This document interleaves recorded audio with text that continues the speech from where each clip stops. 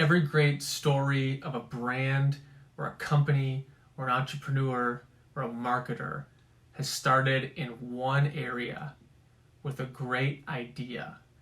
You have ideas, I have ideas, but how do we know if they're great ideas? How do we know if it's worth putting our effort behind this one idea as opposed to all the other ideas that we have? Stick around. I think I've got 3 easy ways to tell if you've got a great idea.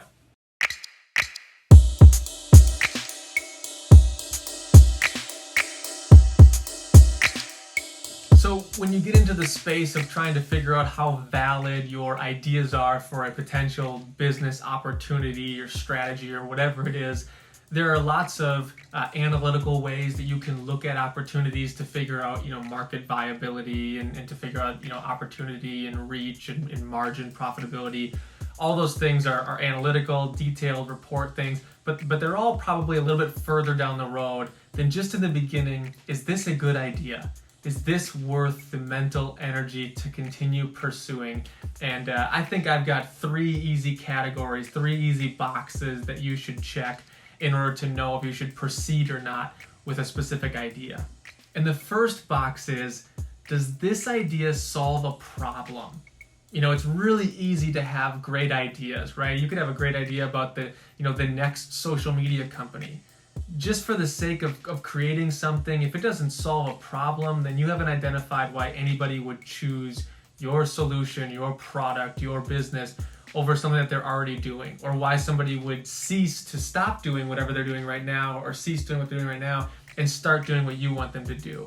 You have to identify, does this solve a problem or a need in any way? Even better if this stems from a problem or a need that you've personally experienced. That's one of the things you can trace almost every great idea, brand, concept, company back to, I personally struggled with this, or I saw this, and so I created the solution, and then I found people that had the same experience as me. That brings me to my second category. Can you identify who it is has this problem and would benefit from the solution? So, is there a problem or a need? That's the first thing you have to check. If there's not a problem or a need, then I would just stop right there. If you check the first one, the second one, can you identify the group of people that have this? Is there a specific list or some ways that you can segment the market of this? Do they have shared demographic traits, psychographic traits, behavioral traits, geographic traits? If you can identify, yes, there is an audience here, I understand, and I can identify who those people are that have this problem that I can solve. You check those first 2 boxes. This third one, this is your X factor. This is you. So yes, there is a real problem that you can solve, and there is a real group of people that would benefit from you solving this problem. The third question, you have to look yourself in the mirror and ask, am I the person to solve this? And there are 2 kind of subcategories inside there. One, am I equipped enough to solve this problem? I'll give you a good example. I like candles. I think candles are great. Just aesthetically, they just really add to a room, the ambience, the smell, the experience. But candles are expensive. So I would love it if candles were cheaper. That's a personal need that I have. I can imagine I can identify lots of people who wish candles were cheaper. But then I get to the question of, am I the best person to solve that problem? I am not the best person to solve that problem. First of all, I am not equipped. I do not even know how to make candles. And the second category of am I the best person is, do I care enough? Not only do I not know how to make candles or anything about distribution or how I would get to the customer that wants this, I could figure that all out, but I don't know if I really care enough. It's something that I think I care about, but it's not something I'm going to dedicate all my time to. This is a really important question to ask yourself, because you have to have, with a totally sober mind, the impression that you are the best person to solve this, or at least you're a good person to solve it. If you're not the best person or a good person to solve this, you shouldn't proceed, because you're not actually going to solve the problem for someone.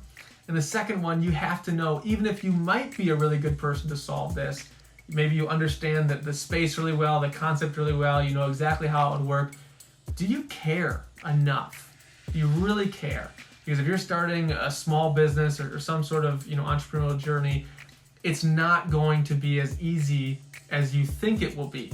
right? It's not, no matter how hard you think it's going to be, it's still going to be harder. And so you have to know that you really care enough to press through. Because if you think it's going to take 6 months, it's going to take a year. If you think it's going to take a year, it's going to take 5 years. You have to care enough that when you don't see any traction, you feel like there's just hurdles and roadblocks, maybe the attention on social media is just not getting any traction, nobody cares what you have to say, nobody's watching your YouTube videos, nobody's liking your Instagram posts, nobody's sharing your LinkedIn things. You have to press on and believe that you're going to get traction, and it's going to take months and years to get that kind of traction. This is not going to be a quick hit. This is not going to be easy. If it was easy, somebody else has already done it. So if nobody else has done it, it's really hard. People have probably tried. So, does it solve a real problem you can tie it back to? Can you find the people who have that problem? And are you the best person to solve this problem? Do you have the tools, the skill set, the knowledge, the understanding? And do you care enough? I cannot emphasize that enough. Do you care about this problem enough to stick with it? Are people going to get the impression when you speak on this, wow, this is something this person really cares about? I inherently trust what they have to say in this area because I know they've dedicated time to this. They really want to solve this problem. This is personal to them, so I want to follow them along this journey. If I feel like it's not personal to you, if I feel like you don't care enough and this just seemed like a good opportunity for you, it will take more time to get traction in that space, which is going to make it even longer until you're actually able to get going. So you have to know, do I care enough? Am I equipped? Can I identify the people? And is there a problem? You check the boxes in those 3 categories, I think now you're in a position to take a real analytical approach and figure out what is the real opportunity here. Let's do some pre-market research on who the audience is, what our cash flow could sort of look like, how would we handle distribution, what's the overall opportunity, does this thing float? Yes, it does. Then you're good. Then you're in business, baby. All right, so those are the 3 things I think you should answer first before you do anything else to know if you have a good business idea or if a good business idea is sitting in front of you. If you got any value out of this, or if you agree, disagree, I'd love to hear about it in the comments below. Don't forget to like this video, share it, and if you're not already, subscribe so we can have more videos coming out and you see them right away. Thanks.